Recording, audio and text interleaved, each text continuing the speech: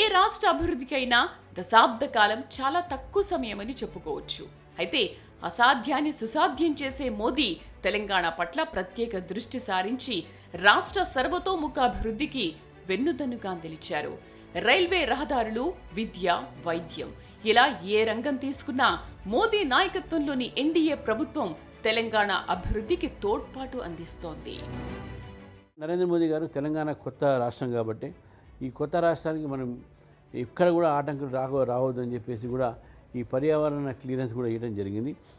దాదాపు జాతీయ రహదారులతో పాటు ఇక్కడ యూనివర్సిటీస్ కూడా వారు పెట్టడం జరిగింది. రైతుల ఆదాయాన్ని రెట్టింపు చేయడమే తమ ప్రభుత్వ లక్ష్యమన్న ప్రధాని మోదీ విధానాలు తెలంగాణ రైతులను, గ్రామీణ సమాజాన్ని సాధికారత వైపు నడిపిస్తున్నాయి. గత 11 ఏళ్లలో పీఎం కిసాన్ ద్వారా 40 లక్షల మంది రైతులకు 13,000 కోట్లకు పైగా బ్యాంకు ఖాతాల్లో జమ అయ్యాయి. కర్షకులకు 33,000 కోట్ల రూపాయల ఎరువుల సబ్సిడీ అందింది. గోదాములు, కోల్డ్ స్టోరేజీలు, ప్రాసెసింగ్ యూనిట్లు వంటి వ్యవసాయ మౌలిక సదుపాయాల అభివృద్ధికి 2,800 కోట్లకు పైగా ఖర్చు చేశారు. సూక్ష్మ నీటిపారుదల పథకం కిందకు కొత్తగా 3.6 లక్షల హెక్టార్ల భూమి సాగులోకొచ్చింది. దాదాపు 100 రైతు ఉత్పత్తి సంస్థలు, 18 లక్షల మంది రైతులకు ఈనాం పోర్టల్ ద్వారా మార్కెట్ యాక్సెస్ లభించింది. దీంతో రైతులు తమ పంటను ఇతర రాష్ట్రాల్లో కూడా విక్రయించుకునే సదుపాయాన్ని పొందారు. ప్రధానమంత్రి కిసాన్ సమ్మాన్ నిధి అనేటువంటి కార్యక్రమాన్ని నేరుగా రైతుల యొక్క ఖాతాలోకి 6,000 రూపాయలు వేయడం, అలాంటి తెలంగాణలో 40 లక్షల మంది రైతులకు సుమారుగా 13,000 కోట్లకు పైగా అందజేసినారు. తెలంగాణ పసుపు రైతుల చిరకాల కళ జాతీయ పసుపు బోర్డు. పసుపు రైతులకు గిట్టుబాటు ధర కల్పించేందుకు, పంటకు మార్కెటింగ్ సౌకర్యం పెంచేందుకు పసుపు బోర్డు ఏర్పాటు చేయమని ఇక్కడ రైతులు ఎప్పటినుంచో కోరుతున్నారు. వారి కలను నిజం చేశారు ప్రధాని మోదీ. ఈ ఏడాది జూన్ 29న నిజామాబాద్లో జాతీయ పసుపు బోర్డు ప్రారంభమైంది.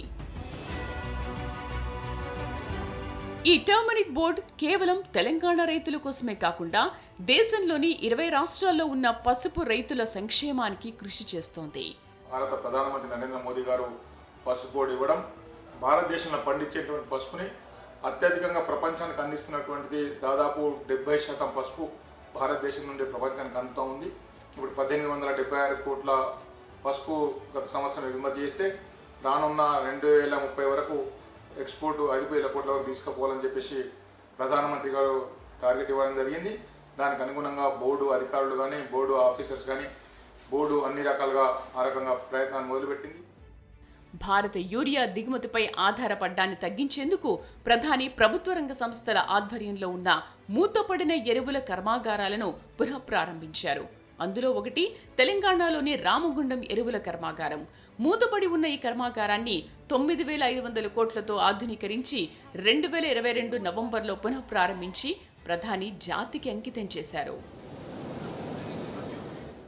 రామగుండం ఎరువుల కర్మాగారం కాంగ్రెస్ హయాంలో మూతపడితే వారు దాదాపు 6,000 పైచిలకు కోట్లు ఖర్చు పెట్టి ఎరువుల కర్మాగారం నిర్మించి స్థానికుల ఉద్యోగాలు కల్పించినటువంటి మహానుభావులు.